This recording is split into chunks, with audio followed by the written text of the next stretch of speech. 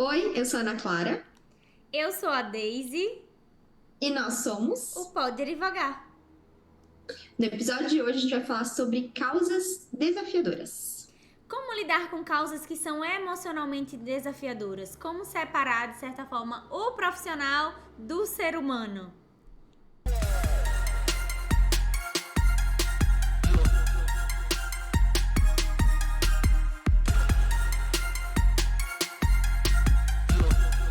Eu acho que esse é um grande desafio que a gente tem que enfrentar, principalmente nós que trabalhamos com direito de família e sucessões. E eu acho que, mas na verdade, eu acho que é algo realmente bem particular da nossa profissão, que é a gente se envolve muito com os problemas das pessoas. E a gente está na nossa mão, acho que outras profissões também têm isso, né? Mas de resolver até certo ponto, claro, alguns problemas. Então eu tenho muita dificuldade de chegar em casa e conseguir separar, não, agora acabou a Ana Clara profissional, eu não vou mais pensar nesse cliente, eu não vou pensar mais nesse problema. Para ti, algo simples já está superado ou ainda enfrenta dificuldades? Então, não vou dizer, não vou dar a fórmula do sucesso, né? Porque pra mim ainda é muito difícil, né? Ainda mais porque quando a gente fala de direito de família, tem causas que realmente são coisas muito graves que aconteceram, né? Injustiças muito grandes. São questões muito delicadas porque envolve o íntimo maior das pessoas. Então, a gente conseguir, enquanto ser humano, não ter essa empatia é muito desafiador, né? Até porque justamente essa empatia é o diferencial do nosso trabalho, né? Então acho que a gente tem ferramentas para minimizar esse desgaste, mas dizer que vai conseguir zerar completamente, acho que seja muito difícil, porque talvez se a gente zerasse completamente, a gente também não conseguiria ter essa empatia necessária para prestar um atendimento humanizado. Eu penso que é um dos grandes diferenciais, assim, de fato me incomodar com aquilo, né, com aquela situação, não me satisfazer. Isso que faz com que muitas vezes eu faça até mais, né, do que de fato seria o meu trabalho, justamente por me incomodar com aquele conflito, por me incomodar com a situação do cliente. Acho que isso é um diferencial. E eu penso que a experiência ela vai nos ajudando a lidar com essas questões, assim. Você já chegou a pensar em desistir da área de atuação por causa dessas questões mais complexas, desses desafios que tem bem ligados também à esfera da família? Acho que não desisti, mas me fez filtrar também quais demandas valem emocionalmente para mim, porque por mais que todas as demandas mereçam ter um advogado à frente, não quer dizer que necessariamente você precisa estar à frente de todo e qualquer tipo de demanda. Então hoje eu não atuo com demandas que envolvem violência física ou psicológica. Quando é patrimonial, eu ainda atuo, mas violência física para mim é demais, porque me sugaria muito, né? Já me absorve aquilo, né? De repente a cliente está sendo ameaçada, está sendo perseguida. E aquilo consumiria o meu psicológico. Acho que eu não conseguiria ter esse distanciamento que seria necessário para eu trabalhar com tranquilidade. Porque não só para a gente acolher a pessoa, mas para a gente conseguir trabalhar com tranquilidade. Mas já outras demandas, por exemplo, violência patrimonial, eu já atuo. E isso que tu trouxe da gente acreditar na causa e realmente ser tocado ali pela história daquelas pessoas é um diferencial realmente pra gente conseguir, né? Eu já tive uma demanda que eu pegava o processo e todas as pessoas que eu conversava diziam: Deise, é impossível, já passou o prazo, Deise, é impossível, Deise, é impossível. Eu ficava: meu Deus, não tem como, tem que ter uma brecha, tem que ter uma brecha, tem que ter uma brecha. Tipo, olha o que ela fez tudo certo. Tipo, eu peguei um caso que a moça tinha. Ela autenticou em cartório a cópia de todos os documentos que ela tinha. Que nem precisaria, ela autenticou em cartório. E eu pegava aquilo e eu ficava, mas não é possível. Tem que ter uma brecha, tem que ter uma brecha, tem que ter uma brecha. E aí, essa indignação, justamente por eu ter me colocado no lugar dela ali de alguma forma, é que fez eu encontrar uma brecha. E uma brecha que funcionou, de um processo que estava perdido, basicamente, assim, já estava pra sentença. Ela não tinha essas provas no processo. E aí, de repente, a gente conseguiu uma reviravolta grande ali naquela demanda. Então, justamente porque eu consegui, de alguma forma, me enxergar a dor dela, né? Então, não necessariamente a gente precisa ter vivido aquilo que a parte passou, mas a gente se enxergar no lugar daquela pessoa faz com que essa indignação dê um senso também de justiça que é muito próprio do advogado, né? A insatisfação e a empatia são os primeiros, né, sinais de uma mudança. Sem elas, como é que você vai buscar alguma coisa diferente, né? Eu recordo que meu pai sempre trabalhou com o tribunal do júri, né? E aí, quando eu tava na faculdade, aí as pessoas falavam, você vai fazer tribunal de júri, vai fazer. Hoje ele não faz mais muito, mas fazia muito numa época, assim, no início da carreira dele, ele construiu a carreira dele assim. E eu falava, e eu via, assim, o desafio que era mentalmente para o meu pai passar por aquilo. E eu sempre falava, não, mentalmente não é para mim. Não é, eu não conseguiria lidar, assim, porque ele levava muito para casa, ele ficava sofrendo, ele sofria com a situação do cliente, com a situação da família do cliente. Ele sofria muito, assim. E eu não queria aquele sofrimento. E aí as pessoas falam, daí qual que é a área que tu escolheu? Ah, direito de família. Isso pior ainda. Mas eu acho que é um outro tipo, né, de desgaste mental. Sim. E é algo assim que a gente tem isso, tem esses desafios, como tu colocou, né, de ver a cliente muitas vezes em situações, né, até de violência patrimonial que seja, né, e é muito comum dentro, né, a gente vai vendo as experiências, assim, principalmente com mulheres, o quanto, né, essa violência psicológica é comum dentro dos lares, o quanto se repetem padrões, né, do sentido da mulher fica dependente financeiramente do marido e aí fica com muita dificuldade de sair, né, desse ciclo. Então, assim, algo que eu sempre pensava é como que eu posso contribuir? Porque eu sempre pensava, minha família é muito importante para mim. Minha família é minha base. O que seria eu não ser minha família? E aí, uma família desestruturada, assim, pensando também em filhos, né? Compromete muito ser de amanhã, né? Então, assim, como eu, com as minhas características e também com o meu trabalho, posso contribuir para tornar o lar um pouquinho melhor ou diminuir as dificuldades que essa família está passando, né? Porque geralmente, se for um caso de um divórcio, algo assim, né? Alimentos que seja, guarda, sempre já tem um conflito ali, né? Nosso trabalho é minimizar os conflitos e talvez acelerar a resolução dos problemas. Quando envolve crianças é sempre muito delicado, né? Todas as causas de direito de família, de forma geral, tendem a ser muito delicadas, por mais tranquilo que seja, especialmente quando envolve crianças. Porque por mais tranquilo que seja para os pais estar se divorciando, né, para aquele ex-casal, para a criança é uma quebra de rotina muito grande, é uma nova família, e a gente saber conduzir isso e também não querer ganhar a qualquer custo, né? Acho que é o limite ético de cada um, dos valores que cada um acredita até na sua atuação, né? Porque se a gente vai só pelo litígio, é quem ganha, quem argumenta melhor. Mas será que realmente aquele ganho, naquele momento, vai ser um ganho para aquela família ao longo prazo? No longo prazo, efetivamente, aquilo vai ser melhor, inclusive para o seu cliente? Porque eu penso que a gente encontrar caminhos efetivamente equilibrados, não é só a gente pensar daqui para a semana que vem. Se a gente constrói algo que o cliente ganha, ele ganha uma sentença, mas de repente a gente chega numa relação desequilibrada, aquilo vai refletir no dia a dia dele. Porque a outra parte vai ficar insatisfeita, ela vai se sentir injustiçada de alguma forma. E isso vai refletir na relação deles no longo prazo, né? Certamente ela vai estar mais, ela ou ele, né, vai estar mais impaciente, o pavio talvez mais curto. E isso pode fazer novos conflitos, né? Aquele efeito dominó. Na semana passada eu tive uma audiência que teve uma alteração da guarda, ali a gente conseguiu a alteração da guarda, e desde então o pai não tinha visto a filha.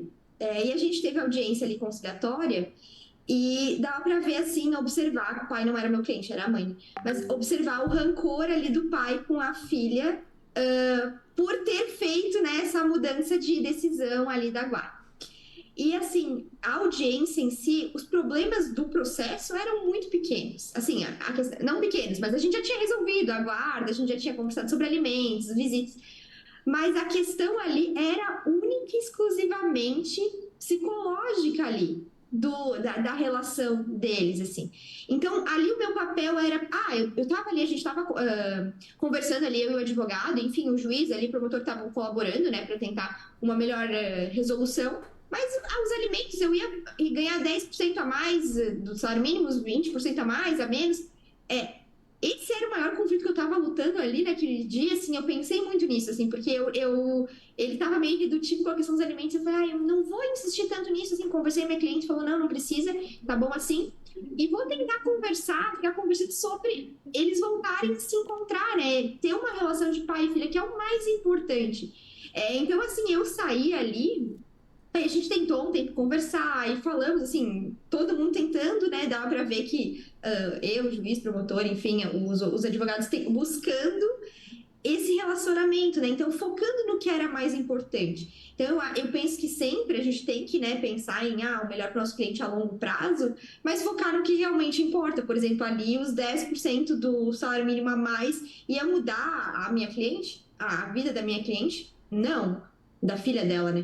Sim. Mas será que a relação com o pai a longo prazo, uma relação que ela visse o pai, né? Que é a coisa mais, é um básico, né? O convívio de pai e filha. Isso ia me causa, eu vejo que essa falta causa, né, prejuízos assim imensos. Então, a gente sempre tem que. E assim, eu vejo muito, e é comum, né? E eu não julgo também os advogados, a gente coloca lá na petição, às vezes dá uma emocionada, né? Eu acho que sim, a gente tem que ter limite, né? Mas de maneira nenhuma, assim, por mais que o advogado não siga a melhor linha, na minha opinião, se a gente puder não repassar isso da mesma forma que o advogado repassou para o nosso cliente, eu penso que não tem a agregar, né? Então, eu sempre coloco assim, essa informação aqui vai agregar nessa relação para o meu cliente? É algo que eu sempre penso, assim, que muitas vezes, até a própria cliente, por exemplo, tá reclamando que o pai deixou 30 minutos a criança mais tarde do que era o horário previsto, né? Como que eu lido com isso? Eu vou lá encher o saco da advogada da outra parte por causa dos 30 minutos, e aí ela vai falar para o cliente que a minha cliente está reclamando dos 30 minutos e que é um absurdo, e aí vai fomentar muitas vezes uma discussão que não precisa. Aí qual que é o meu papel nesse momento? Eu falo para minha cliente: olha, fulana, 30 minutos, vamos flexibilizar, o conflito vai ser muito pior. Não tem porquê a gente, né, agora discutir por causa de 30 minutos, pode causar uma bola de neve, uma bola de neve. Então, assim, eu sempre tento, de alguma forma, cumprir meu papel e minimizar os conflitos. Assim. Acho que a gente tem que ver também o quanto que isso está se repetindo, né? Porque se é um pai que toda vez ele se atrasa 30 minutos, é uma coisa. Se é um pai que pontualmente se atrasou, né? Todos nós estamos sujeitos a imprevistos. E acho que a gente, enquanto profissional, a gente tem que ter a sensibilidade de ver se as partes estão efetivamente discordando pelo objeto do processo ou se é o tal do vínculo afetivo processual, né? Que as pessoas não estão ali brigando, às vezes, pelo objeto da demanda, elas estão brigando por outras mágoas. E às vezes, de alguma forma, a pessoa quer manter aquele vínculo, ainda que negativo, com a pessoa ali, naquele processo. É como se o processo ter o fim é como se fosse realmente a quebra desse vínculo para sempre, aspas, né? Porque quando envolve crianças nunca é para sempre.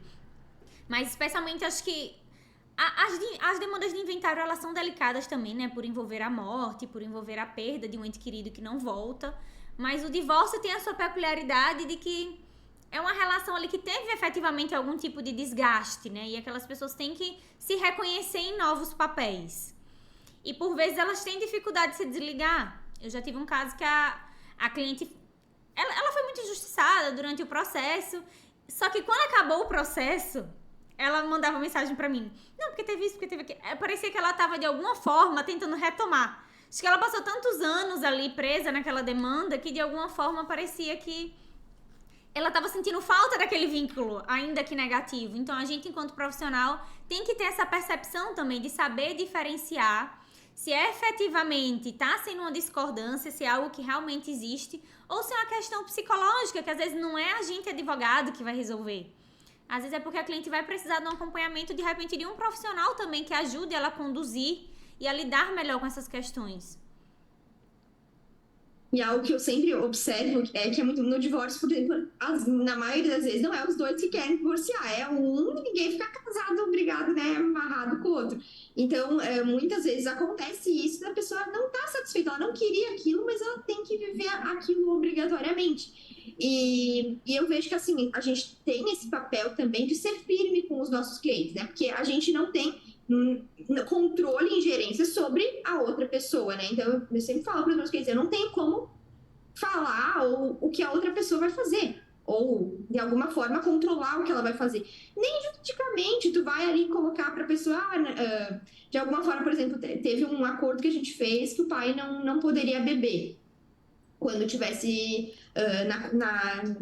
nos períodos de convivência com os filhos. E aí, como é que eu vou controlar? Sim, como é que eu vou saber? não tem como ter certeza, né, dessa informação. Então, Sim. o que eu posso instruir é o meu cliente. Né? Então é naquele controle, claro. Se eu souber que a pessoa não está seguindo, né, o que a gente combinou, tem as medidas judiciais para isso, mas eu não tenho como controlar a pessoa. Então, algo que eu sempre assim busco instruir, sempre em demandas conflituosas, é ajuda psicológica, né? Porque cada um individualmente vai conseguir se melhorar e se melhorando, vai melhorar essas relações. Então, tanto para o pai, para a mãe, para as crianças, eu vejo que isso só tem a colaborar, né? Porque a gente vai até um espaço. Depois daquele espaço, a gente não tem como, né? Porque é individual da pessoa, né? Isso, claro, a gente tem que ser firme com os nossos clientes e tem que fazer o certo, mas a gente cumpre o papel ali, como tu falou, encerra o processo e tá tudo decidido, o que a gente vai fazer depois, né? Sim. Eu penso que é um pouco semelhante, acho que o que os médicos passam quando tem que dar más notícias pro cliente, né?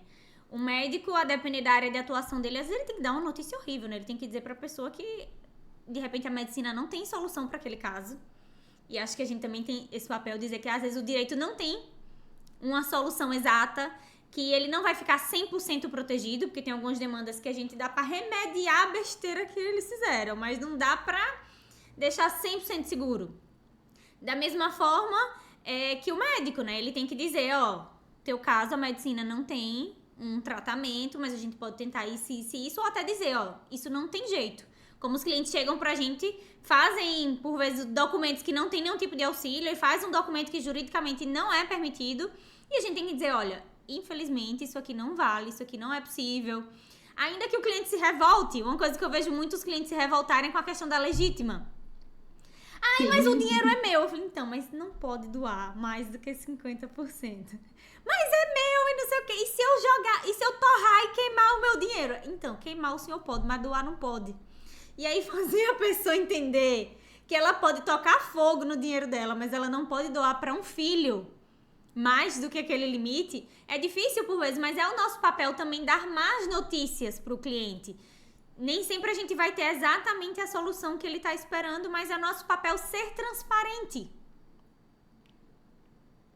Eu acho que isso é o maior aliado, assim. E pode ter certeza que talvez não hoje, os clientes que não ficam satisfeitos. Mas eu não tenho dúvida que amanhã depois eles vão perceber que era a melhor opção, porque a pessoa vai estar, muitas vezes, investindo um dinheiro em algo que não vai produzir o resultado que ele quer, ou depois os filhos vão perceber, né?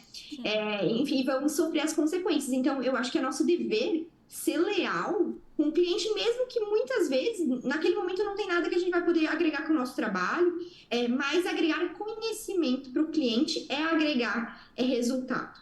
Então, eu acho que o nosso maior aliado nessas questões de esclarecer algum ponto e até trazer más notícias quando foi feito, por exemplo, um procedimento judicial e a resposta não foi a que o cliente esperava, o conhecimento, a gente tem que explicar por que o juiz decidiu daquela forma, por que não dá para seguir por determinada linha, que era o que o cliente às vezes já chega, né, até o teu escritório, até você pensando em fazer algo, como por exemplo, né, doar todo o patrimônio, e não sabe que a lei determina que não pode doar todo o patrimônio.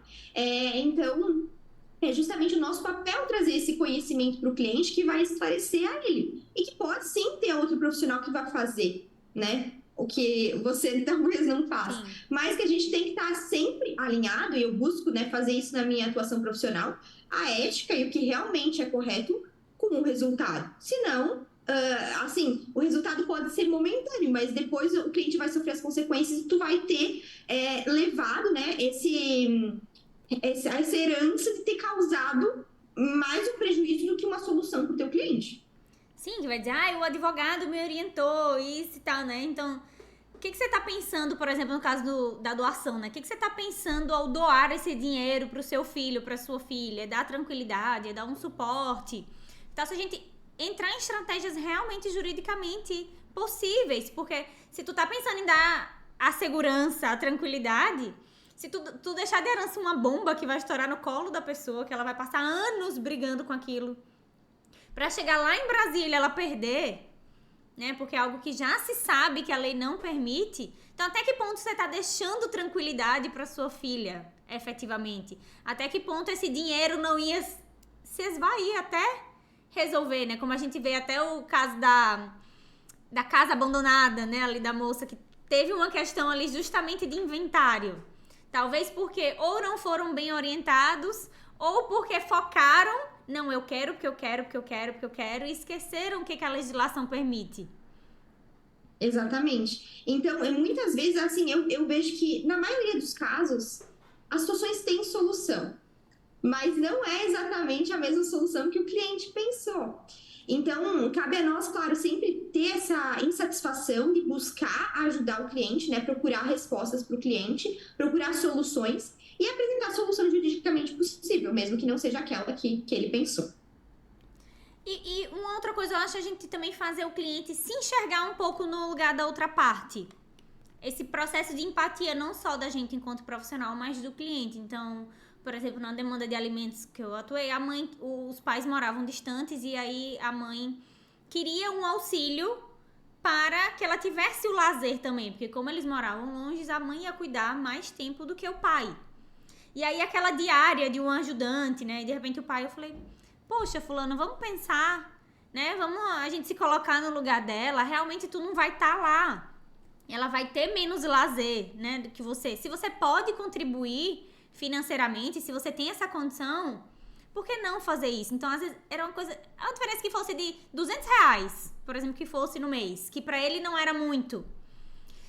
O que isso vai trazer de ganho pra ti? Tu vai perder esses R$ 200, mas será que tu não vai ganhar em qualidade? Será que essa mãe não vai se sentir reconhecida? Até pelo poder, o trabalho que ela tá tendo ali, né?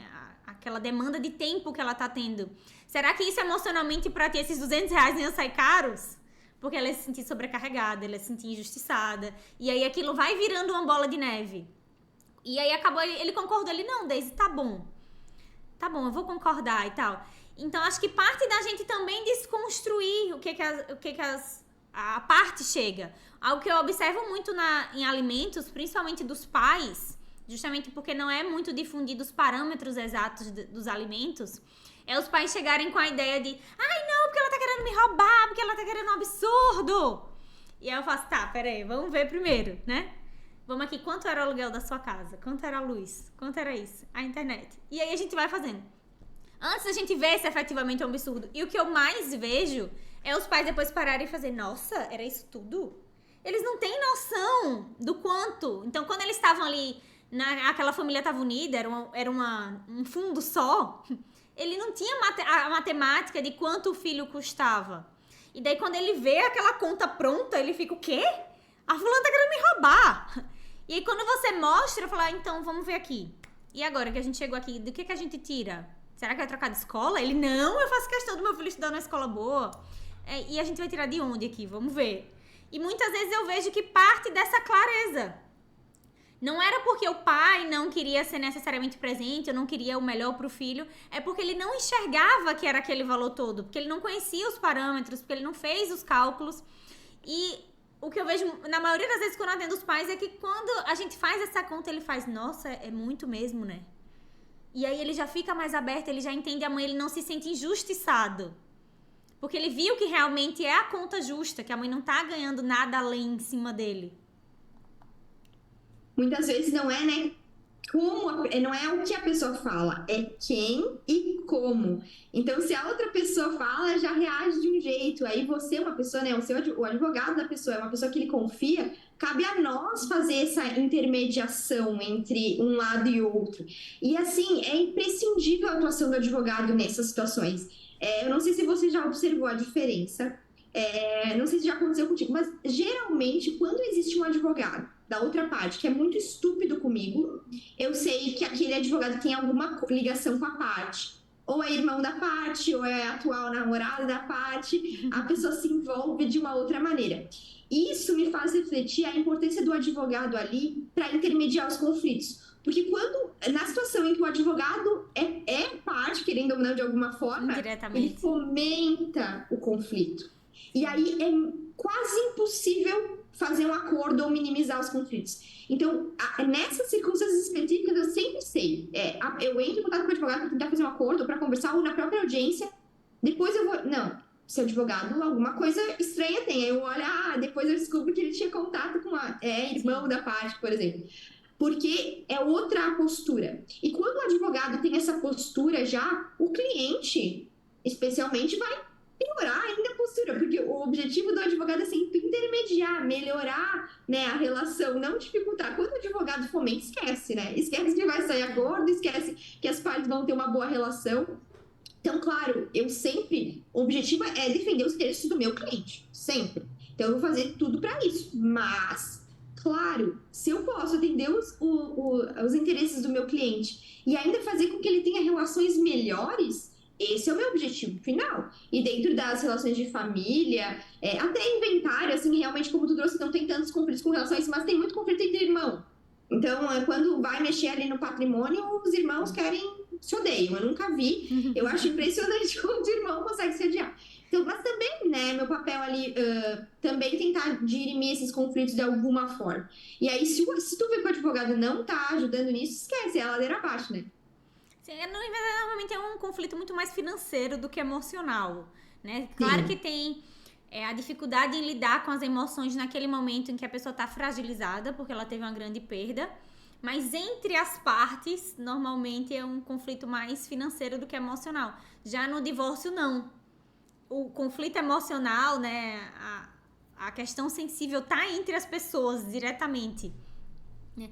E como que a gente faz para lidar também quando o advogado tá irredutível, né? Seja porque ele tem alguma ligação emocional com as partes, seja porque efetivamente ele quer ganhar a qualquer custo, ele quer uma sentença favorável e ele acha que aquilo vai ser o melhor, né? Como a gente se posicionar? Porque acho que se confunde um pouco o papel do advogado que tem essa preocupação humanizada com, de repente, uma imagem equivocada de que tem que ser um advogado banana, de certa forma, né? Ah, não, o fulano vai aceitar tudo, né? Tudo que vai estar sempre ali. E acho que a diferença é a gente ser pacífico e não inofensivo. Porque, por vezes, os clientes vêm até mim justamente por essa preocupação, essa questão mais humanizada. E, às vezes, quando eu tenho que ser firme, tenho que dizer, aqui não dá.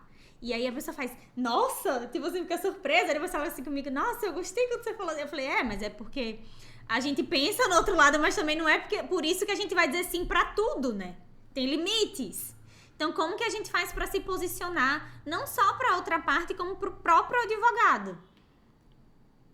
Eu acho que esse equilíbrio é difícil, não é simples de se encontrar, porque a firmeza, muitas vezes, ela está muito relacionada à irredutibilidade, ou a você ser irredutível, ou a você ser grossa, braba, né? Mas a gente pode sim encontrar esse equilíbrio entre a firmeza e também conseguir conversar, né, com tranquilidade e equilíbrio. Mas é um desafio para mim, assim, eu via que no começo eu ia muito pro lado, tipo assim, eu quero ser pacífica, eu quero, né, remediar os conflitos, e aí eu cedia em algumas vezes, coisas que eu acho que eu não deveria ter cedido, assim. Em audiência, por exemplo, com o juiz tentando ali fazer o acordo a qualquer custo, e eu aceitei. Outros advogados da outra parte, nossa, eu cheguei lá, tinha 3 homens, eu fiquei assustada na primeira audiência de instrução, fiz um acordo que eu acho que, claro, a cliente que aceitou, mas eu acho que eu deveria ter sido mais firme. Então, eu tive situações assim. E hoje, eu já sempre tenho, o que eu uso? Muitos pensamentos pensados, eu já vou pensando, não, até esse ponto eu posso chegar. E sempre converso com o meu cliente primeiro. Até que ponto a gente pode chegar em cada uma das coisas? Nós vamos conversar pacificamente, mas desse ponto a gente não passa. E se realmente eu ver que com o advogado não tem conversa, resolver tudo processualmente, né? Não tem outro meio que não peticionando.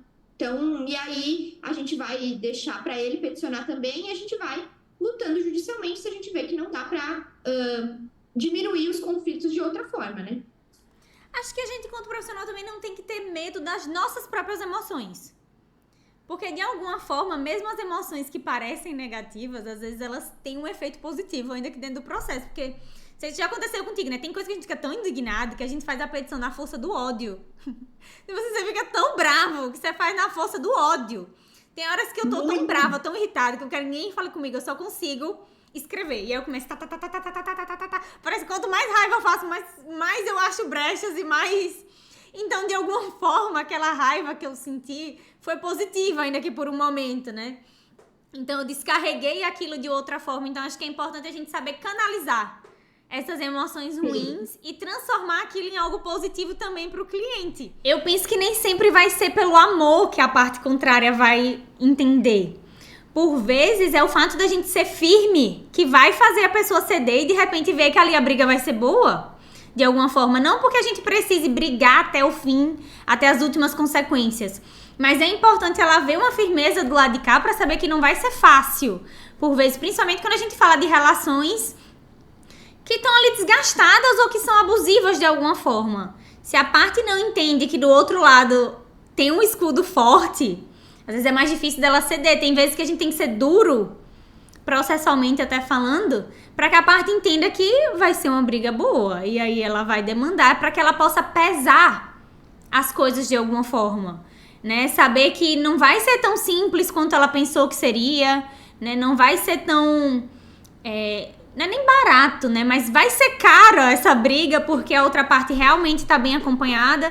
Então pense que esse papel de ser, em algum momento, em certa medida, um tanto carrasco, faz também a outra parte ceder e faz também o nosso cliente se sentir efetivamente protegido, né? Sem dúvida, que é o que ele procura quando contrata um advogado, né? Então, sem dúvida nenhuma, eu acho que o mais importante é ter clareza exatamente e trazer para o cliente isso desde o primeiro momento, né? Qual que é o direito dele e até onde você pode ir. Eu vejo que muito isso existe e as pessoas fazem os clientes sonharem com coisas que não existem na prática.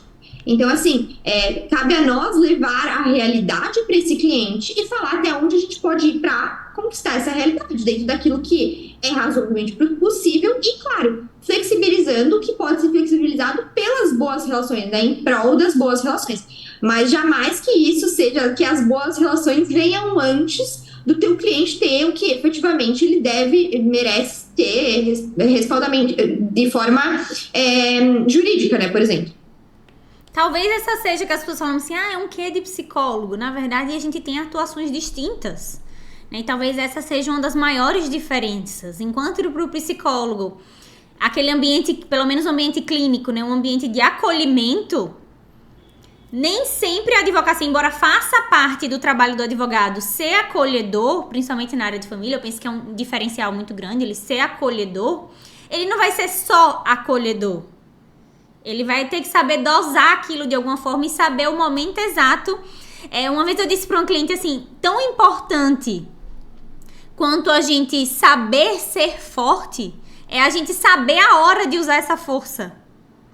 Nem sempre você precisa usar essa força a todo tempo.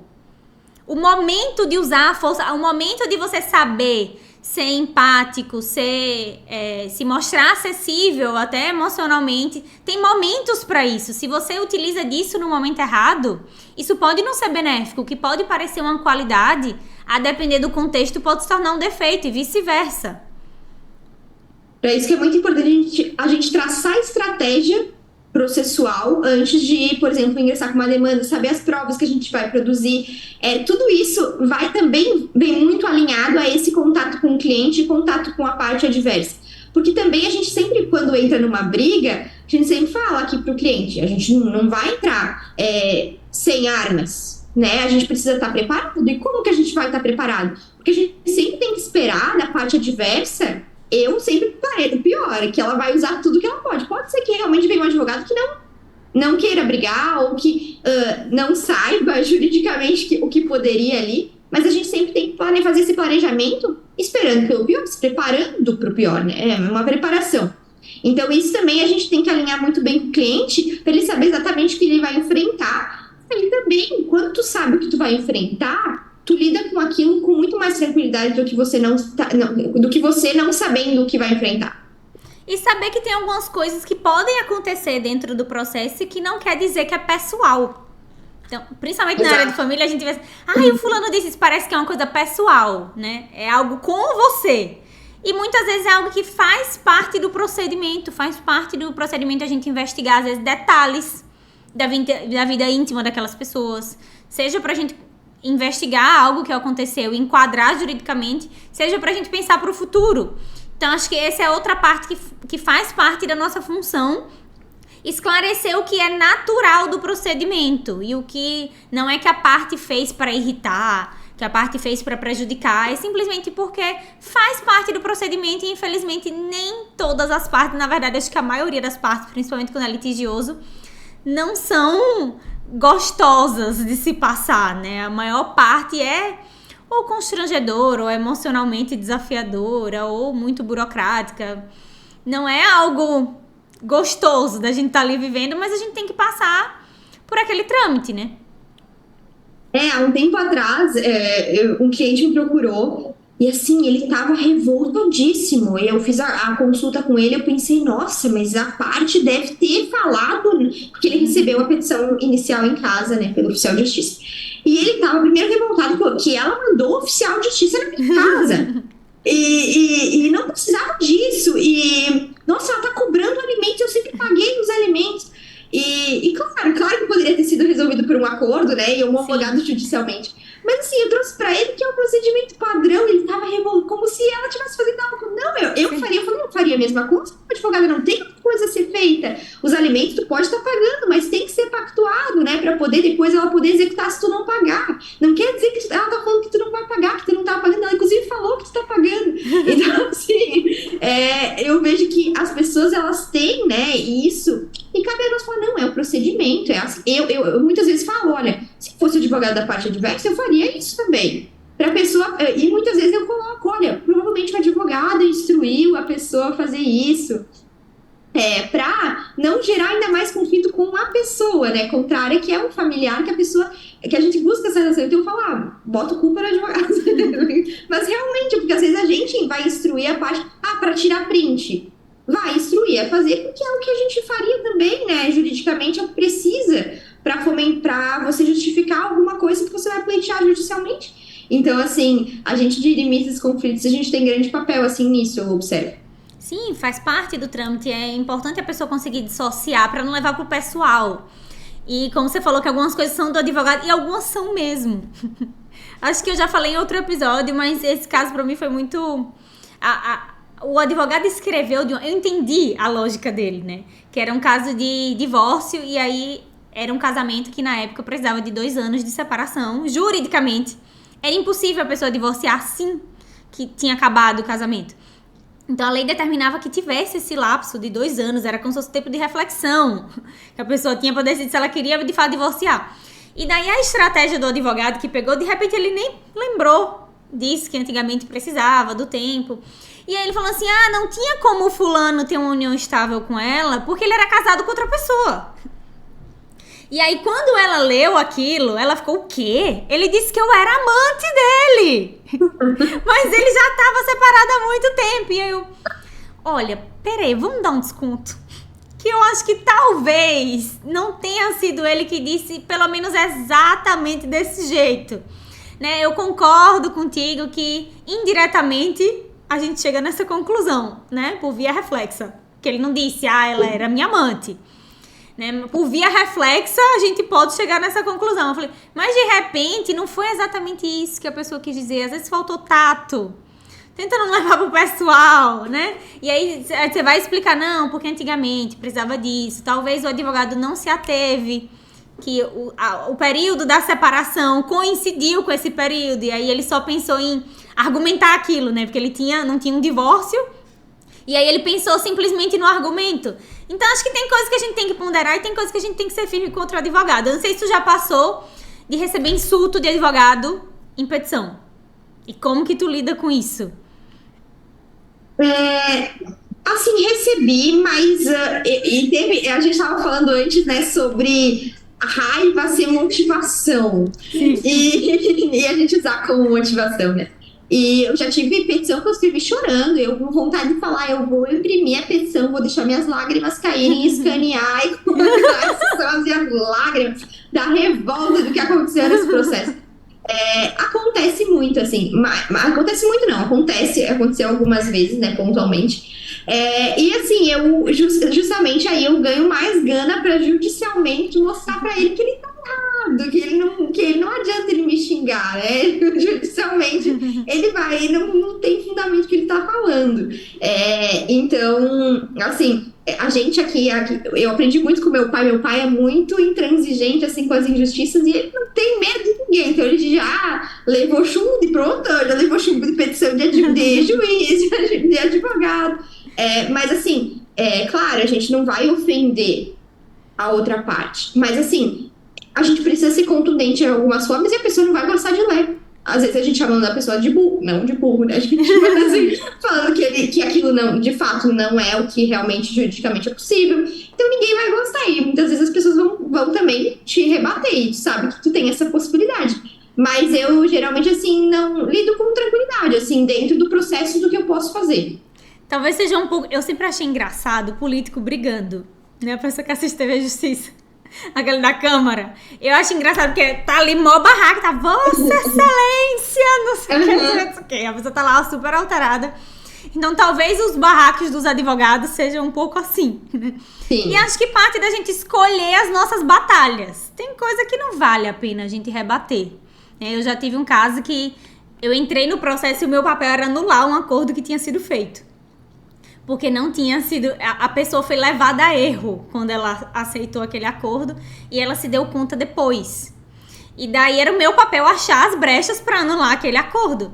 E daí é natural, até pelo princípio da eventualidade, né, que a gente passe a dizer todas as subpossibilidades que a gente quer, né? Então, excelência, eu quero isso. Se você não me der isso, eu quero isso. Se não me der isso, eu quero isso. E aí eu tinha encontrado vários erros e aí eu comecei a listar um por um. E daí, no último, eu coloquei assim, caso Vossa Excelência não acolha os argumentos anteriormente expostos, que não se acredita, por amor ao debate, passa a dizer ainda isso, que não é uma coisa que eu faço, muitas pessoas fazem na peça, né? E aí eu escrevi, por amor ao debate, caso ainda não acolha nenhum desses tantos erros que eu disse, eu gostaria disso. E daí o advogado na peça dele, ele escreveu em negrito, com a letra maior e sublinhado, que eu tinha um irrestrito amor pelos debates. Ele escreveu assim. Que eu tinha um irrestrito amor pelos debates. Eu quase que... É um elogio isso? É fã ou hater? É fã ou hater? Sou advogada, amigo. Então eu falei assim, ele ficou bravo, né? Ele não gostou. Mas aí, pra que eu ia rebater aquilo? Qual o benefício que eu ia ter, né? Acabou que depois o acordo não foi homologado, deu certo. Já outras coisas, acho que parte da gente não fazer vista grossa. E aí outras coisas eu escrevo um parágrafozinho, nem que seja um parágrafozinho pra dizer assim, aqui não. Só pra constar. Só pra também dizer assim, você não vai baixar o nível, porque comigo você não vai fazer isso. Comigo você não vai fazer. Vai ficar feio pra você, né? Então assim... Eu já tive um processo uma vez, que foi desses, assim, que eu fiz na força do ódio. Eu tinha feito algo tranquilo, assim, tinha o endereço da parte, e daí tinha uma questão de numeração, que a numeração da casa não era muito certa, que às vezes tem algumas ruas que são assim. E daí a gente tinha 2 processos contra a mesma pessoa. Daí, num processo, o oficial de justiça tinha tentado citar a pessoa e não tinha conseguido, disse que o endereço estava errado. E daí, na outra demanda, a pessoa tinha respondido via WhatsApp. E aí era o número da casa que era diferente um pouco. E daí eu fui informar no outro processo. Enquanto isso, a parte tinha pedido uma liminar lá no processo. E daí eu fui informar o endereço para cumprir a carta. E eu falei, excelência, aproveitando, né? Eu acho que não deveria fazer a liminar por isso, mas se entender que me dê prazo para eu falar, né? Para eu ter a oportunidade de exercer o contraditório. Não o quê? A outra parte fez uma petição de 6 páginas pra me desqualificar. 6 páginas. Eu vi aquilo, fiquei num ódio. E aí, fez 6 páginas pra dizer que eu estava tentando induzir o juiz a erro. E que quando eu pedi uma liminar, eu não fiz questão que ele falasse. Que agora que ele tinha pedido uma liminar, eu tava querendo falar. E eu tava tipo assim, amigo, você tá bravo porque eu percebi... Ele ficou bravo porque eu percebi que ele ia pedir uma liminar. Eu falei, mas eu tenho culpa que você não acompanhou o processo igual eu acompanhei o seu? Que eu percebi, você não percebeu quando eu pedi? Então, acho que às vezes parte da gente ter que responder ou não. Nesse caso, eu não respondi diretamente e fui despachar com o juiz. E aí acaba ficando feio pra pessoa, porque nem toda resposta a gente tem que dar processualmente. E acho que a gente tem que saber lidar com isso também. Algumas acho que vale a pena a gente colocar nem que seja um parágrafozinho para lembrar, esse tipo de discussão não é permitida mais dentro do direito de família contemporâneo, né? Sei lá, a questão de discussão de culpa, por exemplo, né? No fim de um casamento, de uma relação. E tem outras questões que a gente pode fazer no bastidor, né? Chegar lá e falar assim, excelência, eu não vou fazer isso porque vai tumultuar. E a gente ter esse tato e acaba ficando feio para outra pessoa que fez o barraco, né? Sem dúvida, eu penso que a gente tem que saber exatamente quando que a gente vai brigar e quando aquilo só vai prejudicar o nosso cliente, assim. E eu acho que eu vou até esse limite, assim. Até mérito, por exemplo. Tem coisas que já teve muitas vezes que advogado queria discutir comigo na parte técnica do direito, que para mim, assim, era uma coisa absurda que a pessoa estava falando. E aí, tu vai ficar discutindo, tentando convencer o advogado que uma coisa que tu sabe. Então, assim, doutor, a gente vai deixar para o juiz, vamos deixar, não vamos discutir mérito, até em audiência, não vamos discutir mérito aqui, que não é nosso papel. Se você pensa assim, peticiona, vamos deixar para o juiz, porque assim, tu não pode querer ensinar também a outra parte. E outra coisa que eu também não admito, então, que vai nesses limites, é a pessoa querer falar mal do meu cliente para mim. Então, assim, eu sei do meu cliente, eu posso ser firme com ele em determinadas coisas.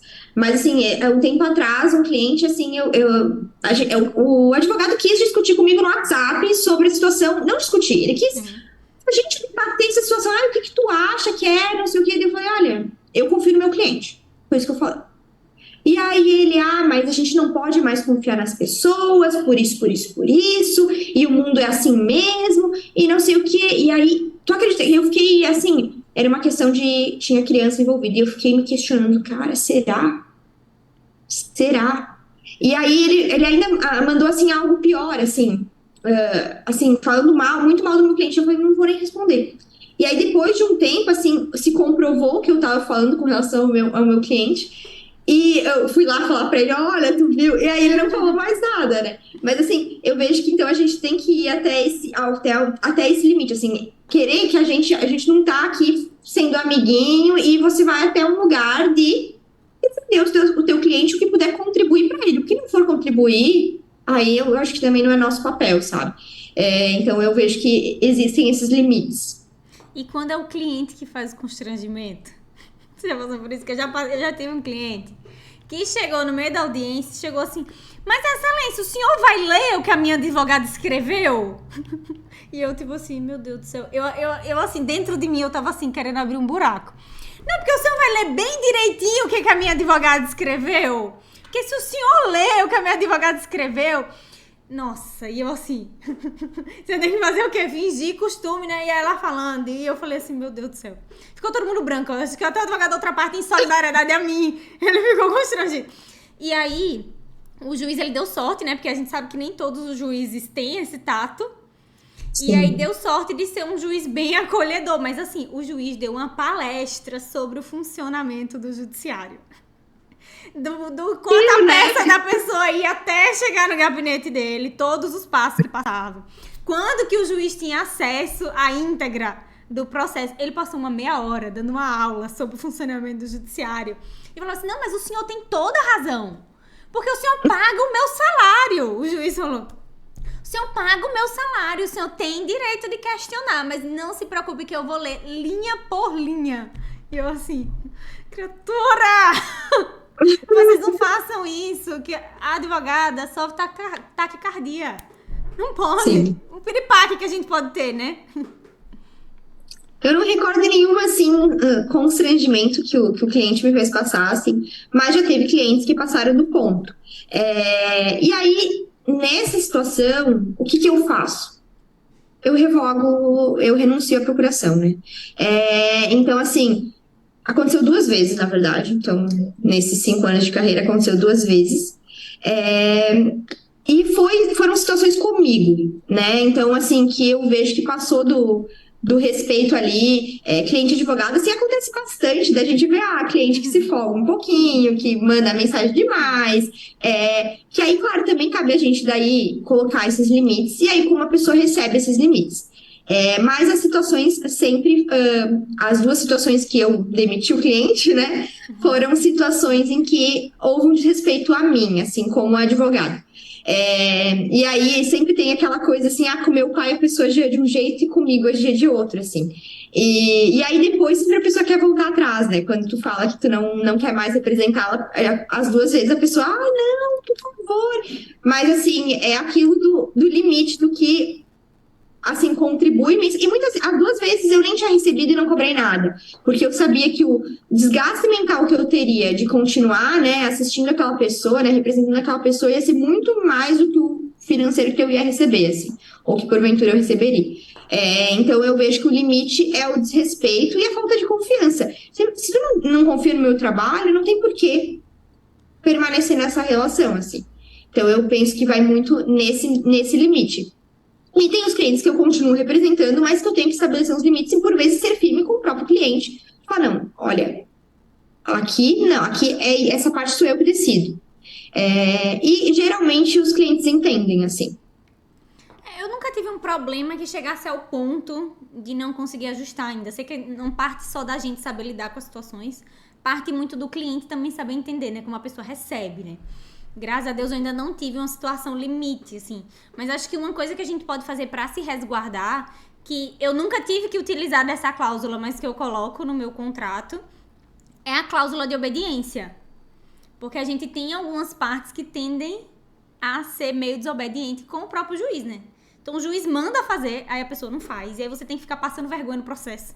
Porque a outra parte vai dizer que o outro não fez. E aí você vai lá com a cara, o juiz. Então, excelência, meu cliente não fez tal coisa. O senhor mandou, mas ele não quis fazer. Então, assim, tem algumas coisas que eu não passo por isso. E aí os meus clientes sabem disso. Então, acho que essa cláusula de desobediência ela é importante. Então, para colocar que a pessoa vai se comprometer a cumprir regime de guarda. Imagina, guarda, né? Que acontece às vezes, o juiz estabeleceu, a pessoa some com a criança. É como que eu vou chegar com a minha cara pro juiz? Então, a parte levou a criança. Então, acho que a gente tem que ter esse tato. Graças a Deus, eu nunca tive um cliente que fez isso, mas aconteceu da parte adversa fazer. Do cliente viajar horas e horas, estava um horário combinado e de repente a mãe sumiu com a criança. Mas gente, como assim? E aí advogado, não, porque... Eu falei, gente, mas isso é uma coisa muito séria. Como que a pessoa some com a criança no dia da convivência do outro, que viajou 3.000 quilômetros, sei lá quantos mil quilômetros era, mas era longe. Coincidência, né? Esqueceu. E aí a pessoa ainda faz, não, mas você tocou? Não me informaram na portaria. E aí a pessoa achar que é só dizer isso, que fica por isso mesmo, né? Então, a gente tem que ter esses cuidados pra gente se resguardar tanto da outra parte como do nosso próprio cliente. Porque eu penso, se tem lá a cláusula, vai dizer, você não cumpriu. Ou pelo menos fica claro pra pessoa, pra você continuar a ser defendido por mim, eu preciso continuar acreditando na sua demanda. E pra isso, você tem que me obedecer. Você tem que seguir o caminho da estratégia que eu acredito tecnicamente. Porque se tu não tá alinhado comigo na estratégia que eu acredito tecnicamente... Talvez tu precise de outro profissional para te acompanhar. Exatamente, às vezes é melhor, porque se ele não vai contribuir do jeito que tu precisa para o resultado ser atingido, tá lutando sozinho, né? E é muito comum se dar certo, graças a Deus. Se deu errado, é culpa do advogado. E a parte não contribuiu com nada. É o mais comum, assim. Eu ficava muito chateada no início da advocacia com... eu observava, os clientes são muito ingratos, eu fiz de tudo. E aí depois, ele não me agradece, enfim. Mas hoje eu já vejo de outra forma, né? Então eu vejo que, sem dúvida, né, o resultado é o ser humano naturalmente, né? Ele demonstra de outra forma a gratidão, né? Então, muitas vezes a pessoa também você não passou exatamente o devido valor que aquilo tinha, né? Então, hoje eu vejo, eu explico todo o meu trabalho de uma forma muito mais detalhada e completa, para explicar para a parte quanto aquilo significou, né? Para atingir o resultado, né? O quanto foi feito para atingir o resultado.